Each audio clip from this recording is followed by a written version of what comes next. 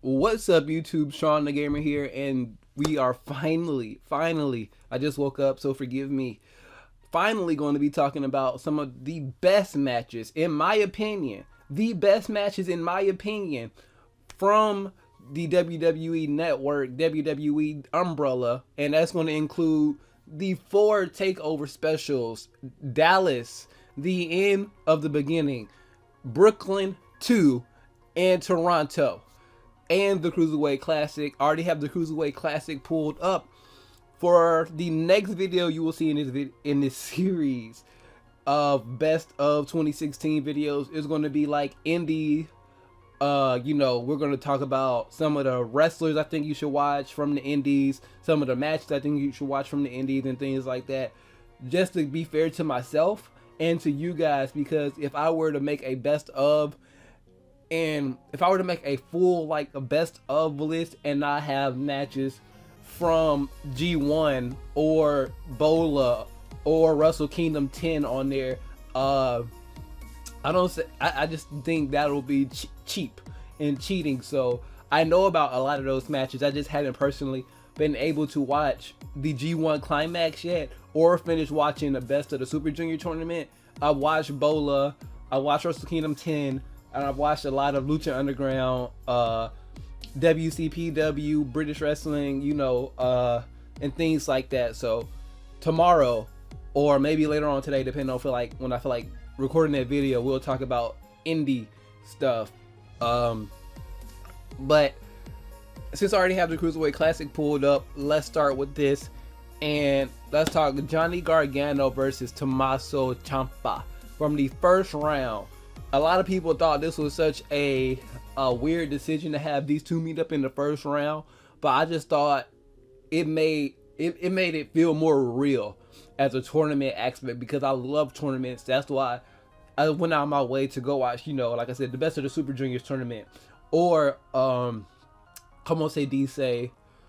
the Battle of Los Angeles tournament, which was really, really good, which we're definitely going to talk about in depth probably tomorrow, so I can go watch the rest of Super Juniors and G1. Anyways, Ciampa Gargano, great match. They killed each other for literally 10 minutes and 47 seconds according to the timestamp on Wiki. But from start to finish, I felt like going into this match, this is like pure instinct, I felt like Johnny Gargano was the bigger name out of the two, so I felt like he would win. But at the same time, I was hoping, for that same reason, I was hoping Tommaso Ciampa would win. That way we can see a little bit more of him in the WWE, because I know, like myself, a lot of people didn't really know about Tommaso Ciampa until he showed up at NXT one day. Hashtag only Lorcan for president. But I try to make this video as quick as possible. So that was a great match. And then we move on to the second round. Were there any standout matches from the second round? Oh, yes, there is. In the second round, August 10th, if you want to be exact, you had Kota Ibushi versus Cedric Alexander in the second round of the CWC, and this match got Cedric signed. And I'm pretty sure this match would have got Kota signed if it wasn't for Raw. I'm just gonna put it out there. I feel like Raw scared away Kota Ibushi and Zack Sabre Jr. just because of what they are doing, and I cannot blame them. But I'm pretty sure when this match first happened, you all heard about it.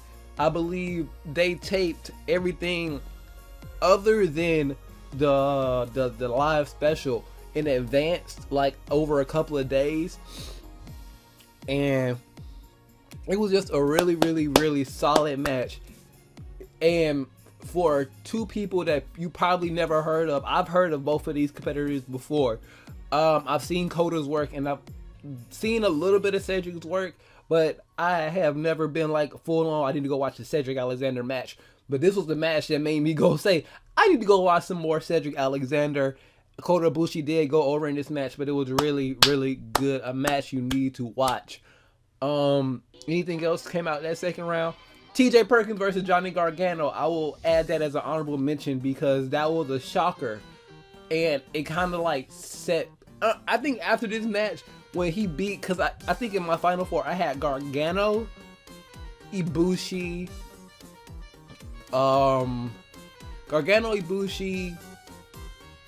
Bryan and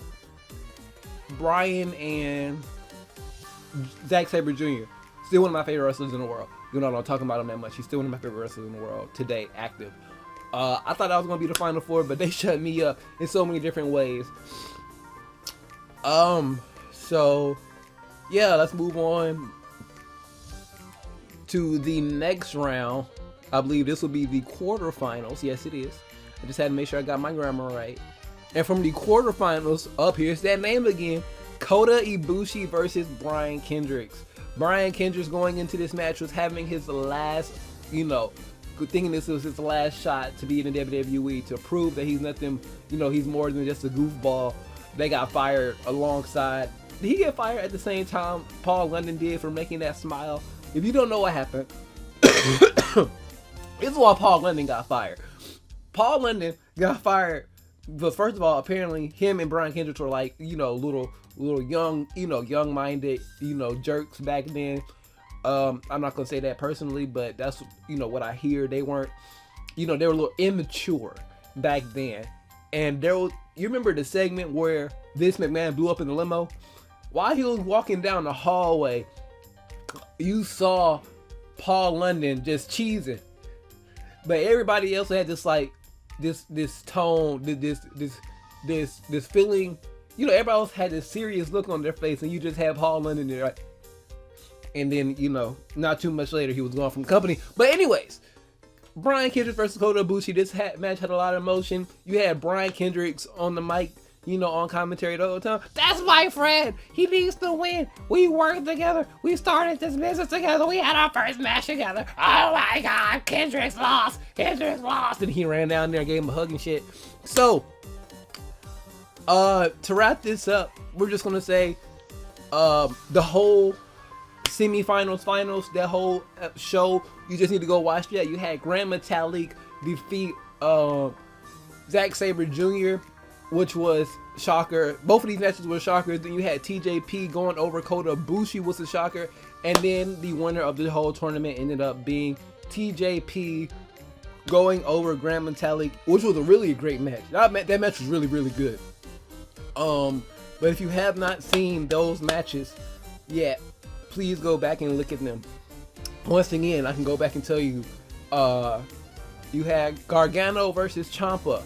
That was the first round match. Second round match, you had Cedric versus Kota Ibushi. And then you had Perkins versus, then you had Ibushi versus Kendricks. And then you had Perkins versus Ibushi and Metalik versus Sabre Jr. And then you had TJ Perkins versus Grand Metalik. So do yourself a favor and watch the whole Cruiserweight Classic so you can get all of the emotions and things like that, because you still have some great matches sprinkled in there, like Drew Gulak versus Zack Sabre Jr. was a good match. You think you know me? Oh, hold on. I don't know what it is, but my mother always seems to want to call while I'm recording. I don't know what it is, and she gets on my damn. It's like she has this sense. It's like people have this sense. I was literally up for like an hour before this watching Ray Select talk about. Anyways, we're done talking about the Cruiserweight Classic. Like I said, there's a whole bunch of matches on there that you probably just want to go watch just because they're good. So I do recommend the whole Cruiserweight Classic. If not, just maybe like the last couple of episodes, the quarterfinals and up. Oh my God. See, not everybody wants to goddamn hit me up. So now let's move on to NXT TakeOver Dallas. Let's scroll down. Because I already have the matches in my head that I want to talk about, but I just want to make sure I don't miss anything and I can tell you the right, right matches, right events. I don't want to say, oh, go watch Asuka versus Bayley at this time, and then it's not that time. So, here it goes. Here's the results. I forgot about that. So we can put this on the list. This is, remember, this is from NXT TakeOver Dallas. We had the Alphas defeating the Revival to get the tag team championships for the first time. That was a big moment. That was a big moment. But why do I feel like the end came before Dallas? It did. It was TakeOver. The end is near. No, was it? I can't remember. But we're already on Dallas. And then we had the debut. Yeah, this was WrestleMania weekend. So I feel like the end was first. Nope. Dallas was first. So, and then we had Nakamura versus Sami Zayn, which is probably arguably some people's match of the year. Sami Zayn versus Nakamura was one of those matches that was quote unquote predictable because you already knew Nakamura was not going to win his debut match. Well, not going to lose his debut match, and Sami Zayn was going up to the main roster the next night. But that match was still great. That match actually went a good 20 minutes and was actually the longest match on the card, which it should have been. And the only reason it was not the main event because it did not have title implications on it. And then, okay, see, this is one of my favorite matches of the year. Asuka versus Bayley. And this is the match where Asuka choked out Bayley to the point where she won the NXT women's title. Asuka is probably, well, I'm going to do a Wrestler of the Year video too, probably after this video, WWE, you know. Probably not even WWE, but I'll probably do it after the next video. But I'm actually going to do a Wrestler of the Year for 2016, in my opinion, as well. Asuka versus Bayley, that was just one of those shocking moments. I knew Asuka was going to win. I just knew Asuka was going to win. Not thinking that Bayley was going to go to the main roster the next night and make a surprise appearance or something like that. It's just the fact that Asuka's a beast. It's just the fact that Asuka's a beast. And I did, like I said, it's one of them situations where I didn't know about Asuka until she got into NXT. So I don't know what she did in, like, I believe she was in Shimmer or POW, one or the other. You know, also did some stuff in New Japan and things like that. But when she came over to WWE and she injured Dana Brooks. This is back when Dana Brooks was on the rise with Emma, you know, and she injured Dana Brooks with her ass. And Dana Brooks was on the shelf for a while, and I was like, you know what? That's my baby right there. Asuka, let's go. So, the last match on this card was Finn Balor versus Samoa Joe. To be honest, here we go. To be honest, when it comes to Samoa Joe, Finn Balor, Samoa Joe, Nakamura, all those matches seem predictable to me. Even when Joe beat Nakamura for the title again, at a certain point in the match, when Joe just started getting aggressive, I'm like, even Nakamura can't beat this. So, all of those matches, for some reason, seem predictable to me. Not saying they were all bad matches, but when you look at the Cruiserweight Classic and some of these other matches we just talked about, like even Asuka versus Bayley, you didn't think it would happen in the way it happened. But I don't know, it was just, especially when it comes to Finn Balor, Samoa Joe, you knew Finn was on his way up to the main roster eventually. It took him a little while longer to get up there, you know, but we knew he was on his way up there eventually. So that's why I can't, in my own good conscience, put any of the Finn Balor versus Nakamura matches, or Finn Balor versus Nakamura. Wait, we did get that match. We did get that match. I'm sorry. That was actually that was another match. Finn Balor versus Nakamura. It was good, but it just wasn't match of the year for me. Sorry. So now we move on to the next card, which was then TakeOver the End. So what do we have on here? Any great matches on here? Actually, there is not. Not really. Not in my opinion. In my opinion, you had Asuka versus Nia Jax for the women's title down there. You had Cedric seeing almost versus Ty Dillinger. We'll talk about Ty Dillinger later. Then you had the Revival beating the Alphas. For some reason, that was another one of the moments where I felt it. I felt it like the alphas have to go to the main roster sooner or than later. Especially this was like, we just heard about the brand split and things like that. So I knew out of the Revival and the Alphas have a bigger crowd connection with the Revival. So, and then you had you had Nakamura versus Aries, and that match it was a good match, but it wasn't like, you know, one of those matches. And then again, you had Finn Balor defeating Samoa Joe. No, you had Samoa Joe defeating Finn Balor in the steel cage. So, whatever. And then we go on to Brooklyn 2. Now this is where shit got real. This is where shit started to get real. And one of my favorite matches off this card, because it was short, but it was good. It's not really a match of the year candidate, but it was just an eye opener for both competitors to me. And that was Amber Moon versus Billie Kay. Billie Kay, I've already laid out my scenario. If you don't know what it is, I feel like having Amber Moon just straight beat Asuka would be too predictable. So my thing is, you have two heels that you're trying to build up in Peyton Royce and Billie Kay right now. So long story short, through shenanigans, you can have it in a fatal 4-way triple threat match where it's Billie Kay, Peyton Royce, or it can be like a triple threat match with Billie Kay with Peyton Royce in her corner, Asuka and Amber Moon. Even if you want to make it a fatal 4-way match, you can throw Liv Morgan in the way. You can throw Liv Morgan in there to eat the pinfall for Billie Kay to win the women's title.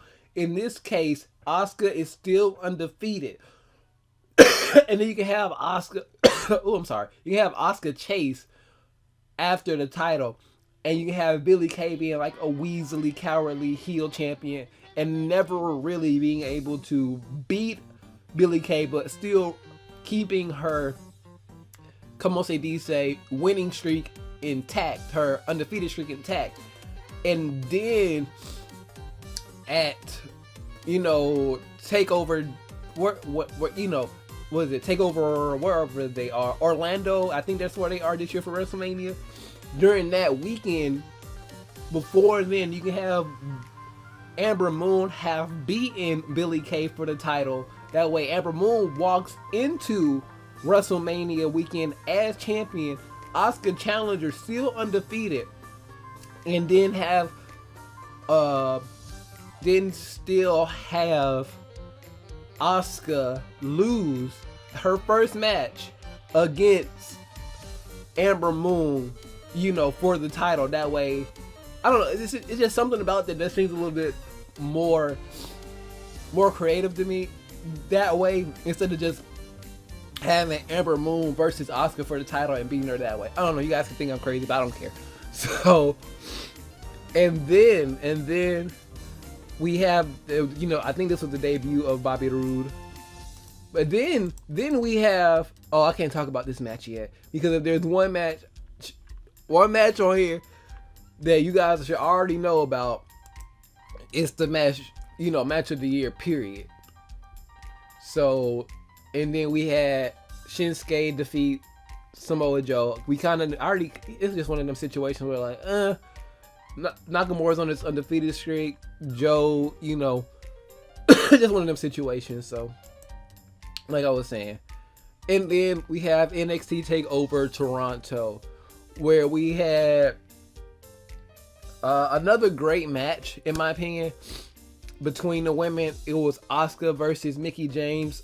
This was just a good return for Mickie James to get her feet back in the WWE waters, and this was just a good showing to show that Asuka can't even hang with some of these veterans at this point. I would consider Mickie James a veteran. She was around during, the transitional period between Lita, Trish, and those others through Michelle McCool, and her subsequent departure after like AJ Lee and things, like a little bit before AJ Lee and that bad period of divas. So Mickie James should be expected to be on SmackDown anytime soon now, and I feel like that was a great match. Also on this card, that was another great match that I feel like really, really delivered that nobody expected to deliver was Ty Dillinger versus Bobby Roode. That match was amazing. I don't care what nobody says. That's one of my favorite matches of 2016, watching Ty Dillinger versus Bobby Roode, because we all know Bobby Roode is like, glorious, and Ty Dillinger has just evolved so great this year. And I honestly think that was one of the better matches of this year, Ty Dillinger versus Bobby Roode, because nobody expected it to be that good. People thought it was going to be good, but nobody thought it was going to be as good as it was. For a long time in that match, I thought Ty Dillinger was actually going to win this match, but no, it didn't happen. So, and I think for some honorable mentions, just to be fair, the TM61 versus DIY match from this week or last week was really, really good, and the tag match they had with Tajiri and Ibushi, I believe it was 2 weeks ago, was also really good. Those two tag matches were really good. I think there was another match off those cards that was really, really good as well.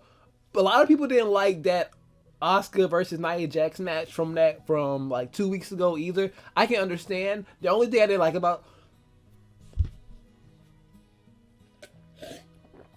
The only thing I didn't really like about that match was Nia Jax kind of went into like, what are you doing mode at the end of the match when Asuka was like almost getting counted out.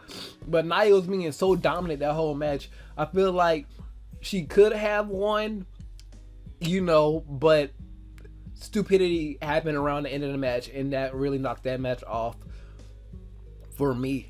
But it's no shocker. The best two matches of 2016 under the WWE umbrella, in my opinion, best two matches were both of the DIY versus the Revival match for the titles. Oh, Jesus. I'm sorry. But both of those matches reminded me why I love professional wrestling. A lot of people just experienced that feeling again with Omega versus Okada, and I can understand. But that 2 out of 3 falls match with the Revival and DIY was just great. The first match was amazing because the storytelling in that match was great, because Gargano had the hurt knee, the hurt leg, and everybody was working it over. Whether it was the Revival, whether it was TJ Perkins in the Cruiserweight Classic. It was just a great match, and the story it told, from the first time when they were just working his leg over to the point where he just had to tap out, and then they brought it back in the 2 out of 3 falls match, was just great. And then you had the DIY using the Shatter Machine, and then you had the Revival trying to do the double kick, the squashing of the head. The knee squash. I'm gonna call it the knee squash, or the pumpkin squasher. That's what I'm gonna call that move, the pumpkin squasher. Fuck with me. But anyways, they tried to hit the pumpkin squasher, but it failed because Ciampa got on the apron and distracted one of them, and then it was just so good. Just go watch the damn match. It was just so good from start to finish. That match was just action. And DIY is just one of those teams that should not have like DIY is like the perfect version of a big man, little man team, even though they're both little men. You know what I'm saying?